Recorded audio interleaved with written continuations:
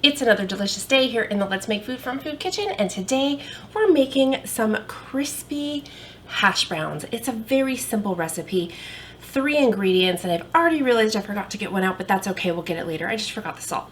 So I've got 4 russet potatoes that I've already peeled, so you didn't have to sit here and watch me do this, and a whole stick of butter, which we're going to clarify real quick. So I'm going to go ahead, I'm going to get my salt, get this warmed up, we're going to clarify our butter and shred our potatoes. All right, now that I'm a little more organized with my salt and things, I've got my skillet heating up. What I want to do is clarify that butter so that it doesn't burn and in turn burn the potatoes. So we're going to melt it, and as it foams up, we're going to skim that foam to take out those proteins. Okay, or you could just use ghee. If you have ghee, use, oh gosh, I think it's 6 tablespoons of ghee instead of the 8 tablespoons of butter. So I'm going to take my potatoes and just shred them up. And you want to use, if you want crispy potatoes, use the starchy potato, the russet. The waxy potato, like your Yukons and your red potatoes, those are waxy and they will hold together and stick together. They are a firmer potato, so they're not going to crisp up like the starchy one will. I like this box one with the container so that it grabs most of my shreds. Okay. So I'm going to go ahead and put this in here and keep an eye on it. We don't want it to burn or brown. So I'm going to keep a close eye on that, I hope.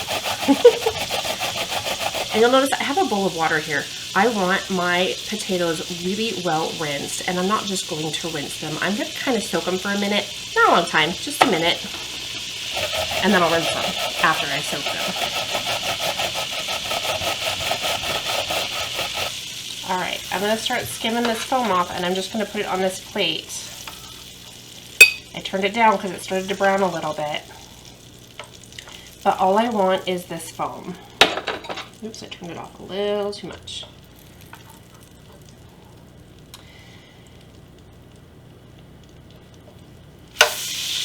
There we go. I'm trying not to scoop the remaining butter with the foam that I'm getting along with it. I'm skimming, and you can see the liquid separating from the proteins there, and that's what I'm trying to get off. There we go. That's better. And it doesn't have to be perfect, you just don't want it to burn. And that's when you cook with butter, that's the part that burns. Okay. So when you go to a restaurant and you get seafood and they serve you clarified butter, that's what you're getting. If you didn't already know that. All right, I'm just separating some of this out for when I flip my hash browns. All right, that should be good. All right, so I'm gonna finish shredding these up, and then you'll see my smiling face right back here. All of my potatoes are shredded, and they have soaked in this water for just a couple of minutes. You really don't need to let it sit for, like with French fries, you should let them soak for a couple hours. So why did we do that? Great question, I'm so glad you asked. Have you ever made French fries from scratch or hash browns from scratch, and the outside was nice and crispy, but the inside wasn't really cooked and it was just weird? It's because you didn't soak them. So these little steps that we're taking, clarifying the butter, soaking and rinsing well the potatoes, and then wait for it, drying them, all are key steps to having the perfect crispy hash browns or French fries. So what I'm gonna do is I'm gonna dump these into the colander in the sink, not right here. I'm gonna rinse them really, really well with cold water. Then I'm gonna dump them into my cloth and dry, squeeze, wring them out, get them as dry as I possibly can before I cook them.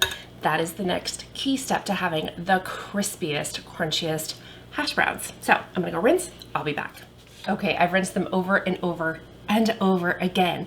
Kind of like when I rinse the rice. I rinse it until I see the water come clear. I'm getting those starches off of my potatoes as much as possible. So what I want to do now is take my cloth, okay, and this is clean, it's just stained, it's clean.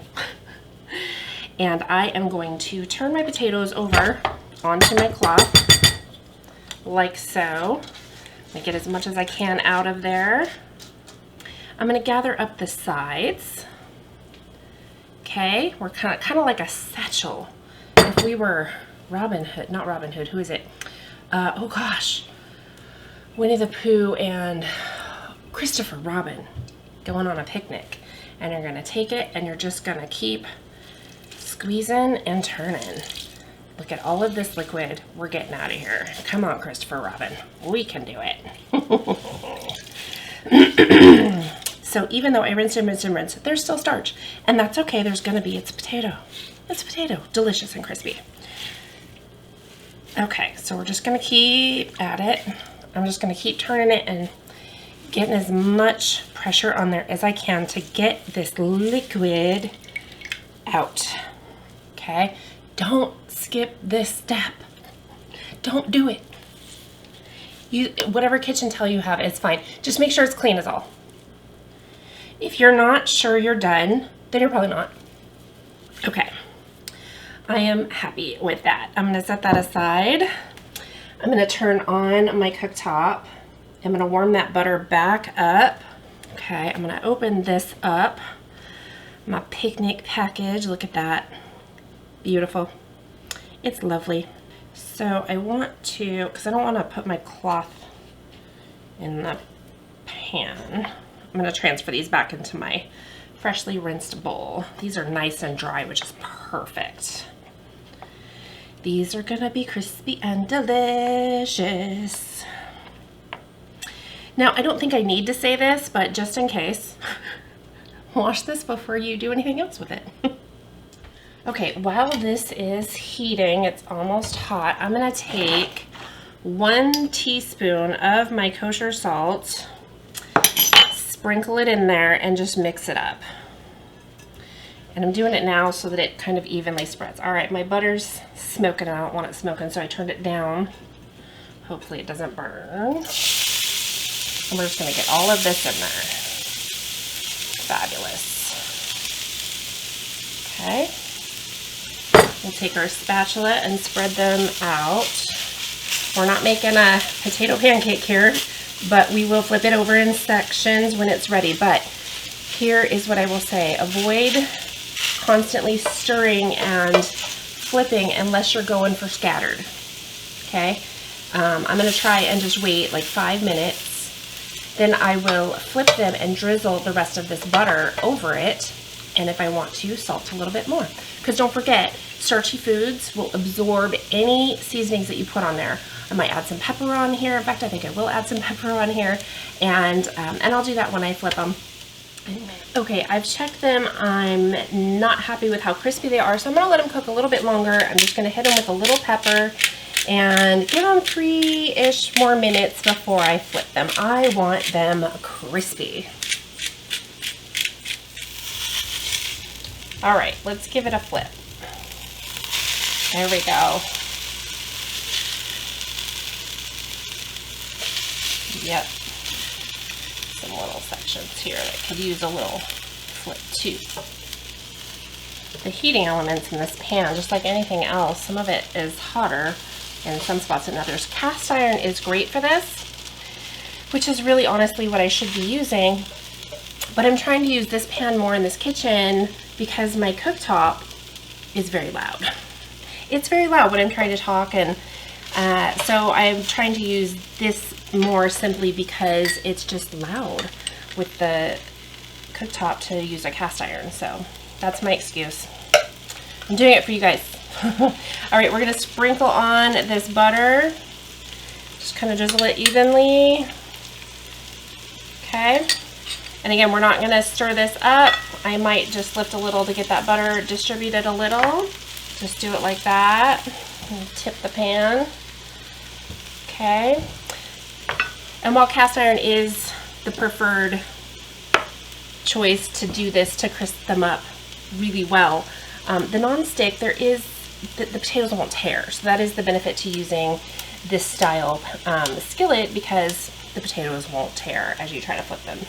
All right, and let's hit it with some pepper.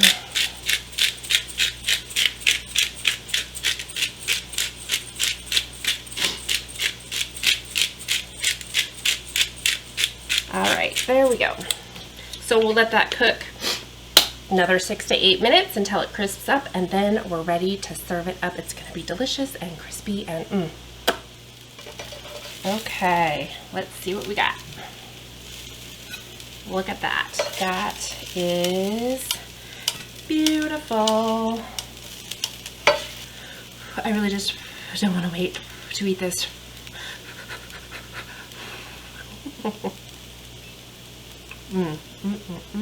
Well, yep. Oops, that was messy.